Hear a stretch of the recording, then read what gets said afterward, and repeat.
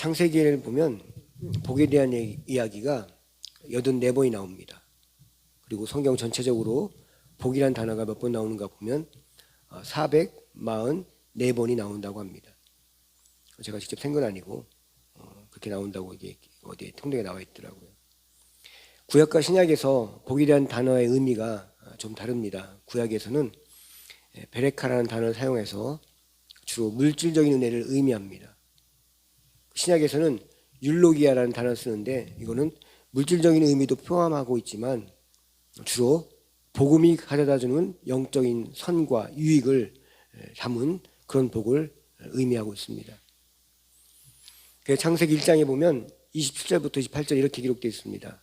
하나님이 자기 형상 곧 하나님의 형상대로 사람을 창조하시되 남자와 여자를 창조하시고 하나님이 그들에게 복을 주시며 하나님이 그들에게 이르시되 생육하고 번성하여 땅에 충만하라.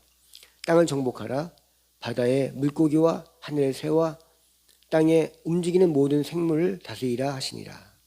이렇게 기록되어 있습니다. 28절 초반에 이런 말씀이 있죠. 하나님이 그들에게 복을 주시며 라고 기록하고 있습니다. 우리는 이것에 주목해야 합니다. 이 말을 더 깊이 들여다보면 사람을 만드실 때 복이 있어야만 살 수 있는 존재로 만들었다라는 의미를 가지고 있다는 것입니다. 사람이 밥을 먹지 못하면 기운 없이 살 수밖에 없듯이 사람이 복이 없으면 공고하게 살 수밖에 없습니다. 사람은 밥을 사모하듯이 복도 사모합니다. 이것이 정상입니다. 누군가가 복복복하면 기복신앙이니 하면서 복을 비하합니다. 기독교가 기복신앙이니 하면서 거기에 대해서 비난을 합니다. 그들에게 묻고 싶습니다. 당신에게 복이 없다면 살만합니까? 라고 묻고 싶을 때 그 사람도 분명히 복을 원할 것입니다. 사람은 누구에게나 복을 받기를 원하는 것이 정상입니다. 짐승들은 복이 필요한지도 모릅니다.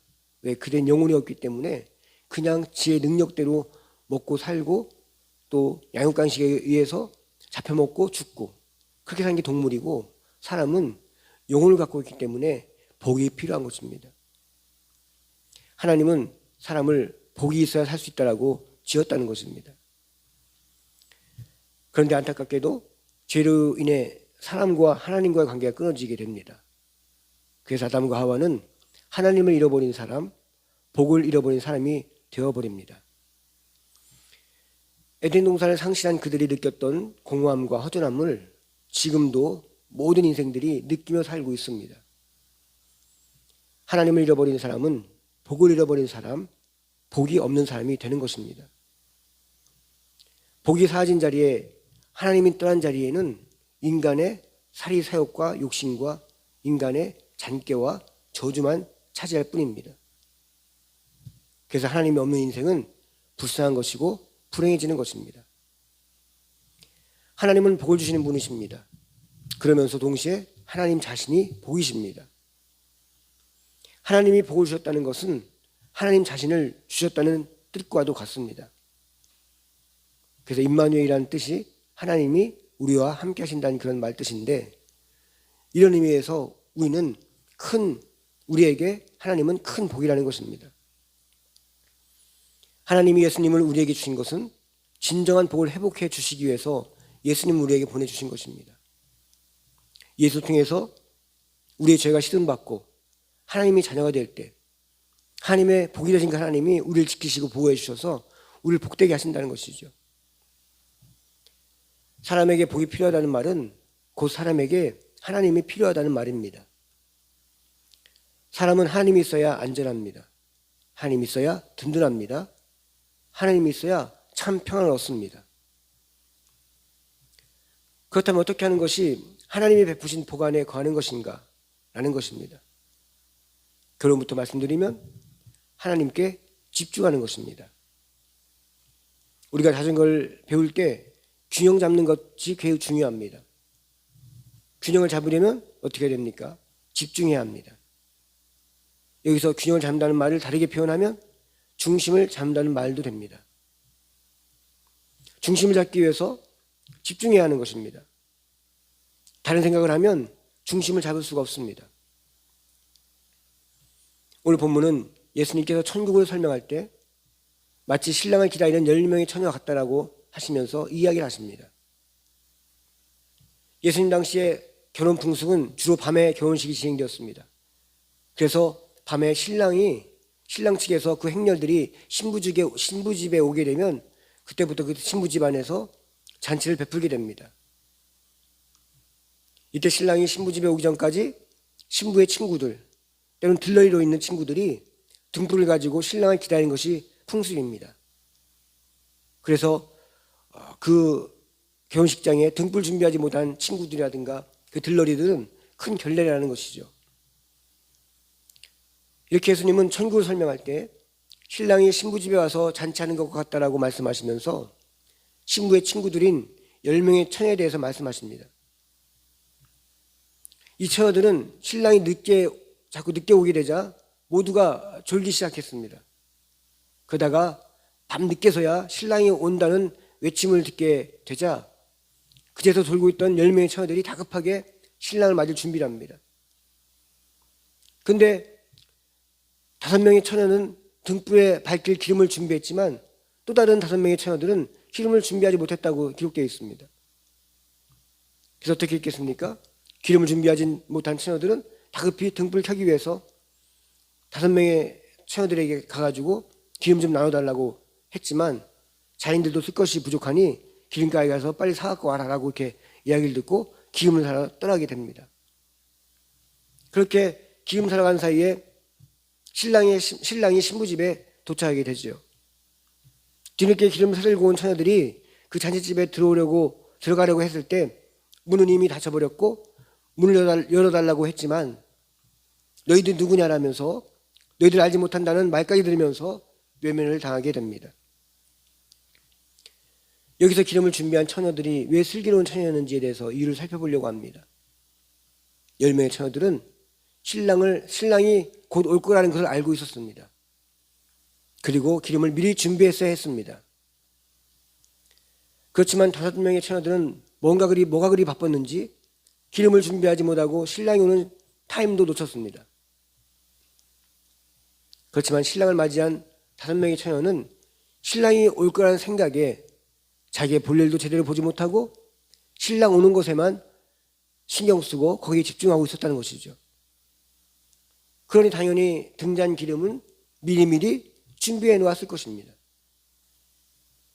그렇지만 5명의 미련한 처녀들은 신랑이 올 거라는 걸 알고 있었지만 이 생각 저 생각 많은 생각들에 휘둘려다 보니 신랑이 온다는 것을 깜빡 잊었던 것 같습니다.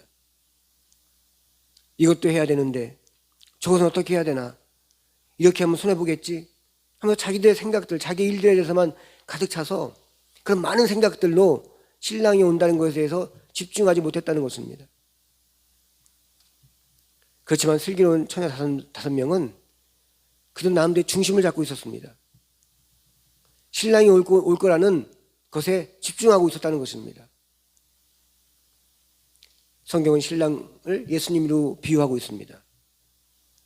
우리가 이 세상을 복되게 살아가려면 집중해야 하는 것이 있습니다.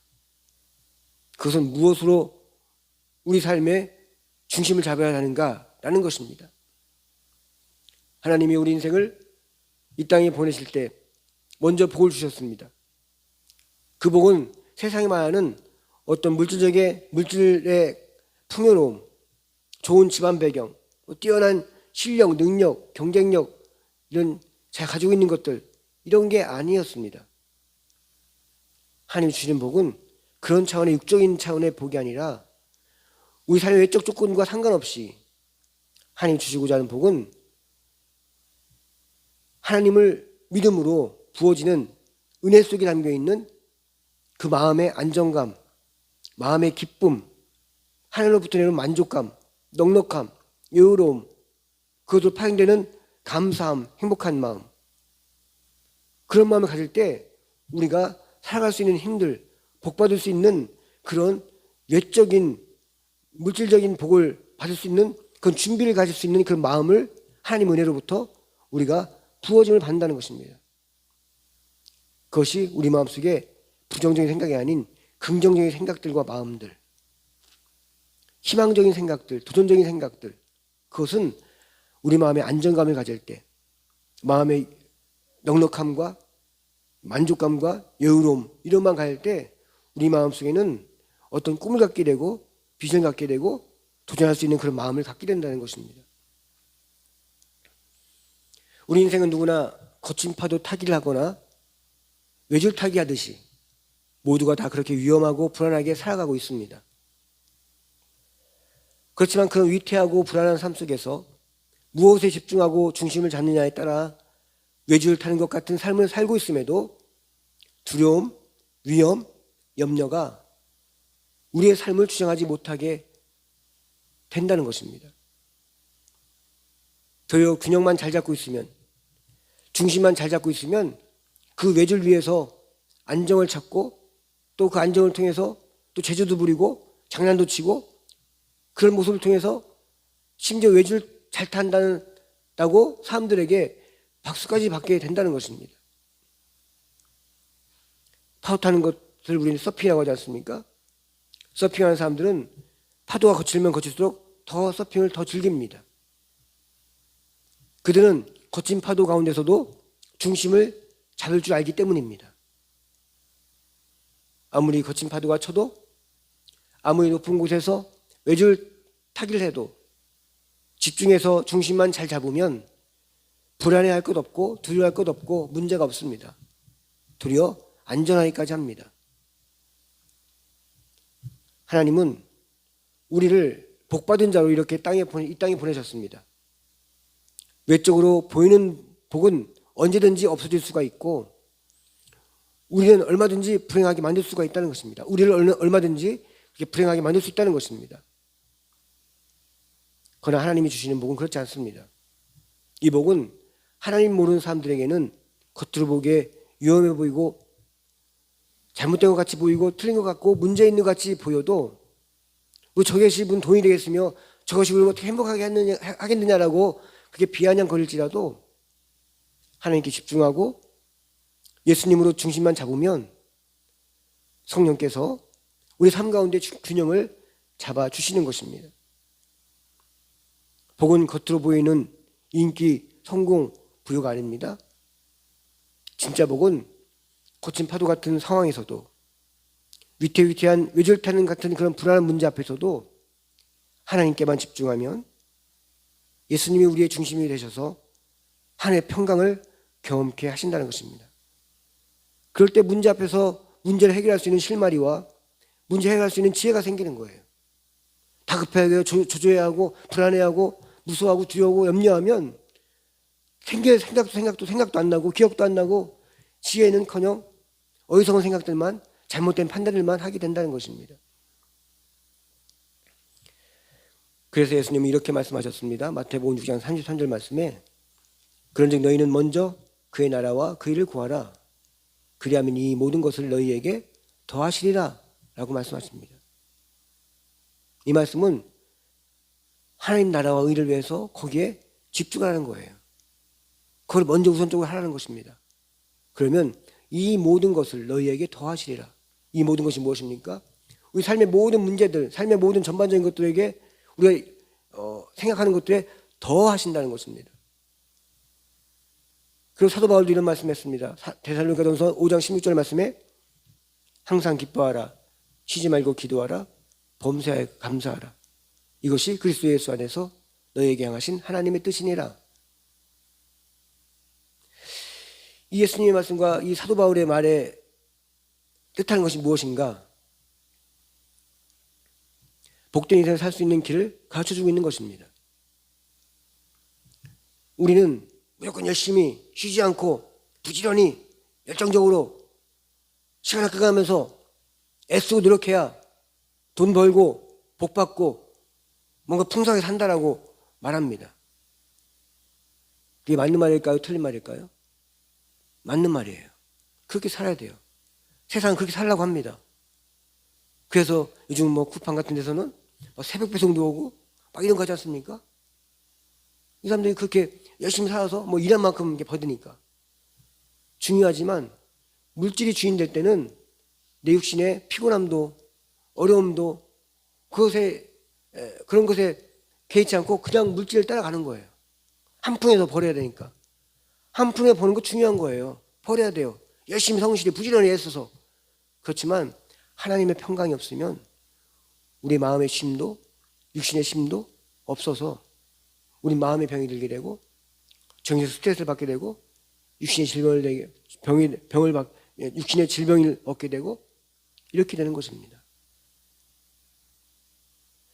그래서 복된 인생 살 수 있는 길을 가르쳐준 게 뭡니까? 예수님은 너희는 먼저 그의 나라와 그 일을 구해라. 사도 바울은 항상 기뻐하라, 쉬지 말고 기도하라, 범사에 감사하라. 그렇게 말씀하고 있습니다. 우리에겐 복이 필요합니다. 그러려면 이 험한 세상에서 먼저 하나님께 집중하십시오. 그리고 예수 그리스도로 중심을 잡으십시오. 그러면 성령께서 우리 삶의 한가운데 오셔서 한복판 가운데 오셔서 균형 잡힌 복된 길로 우리 이끄십니다.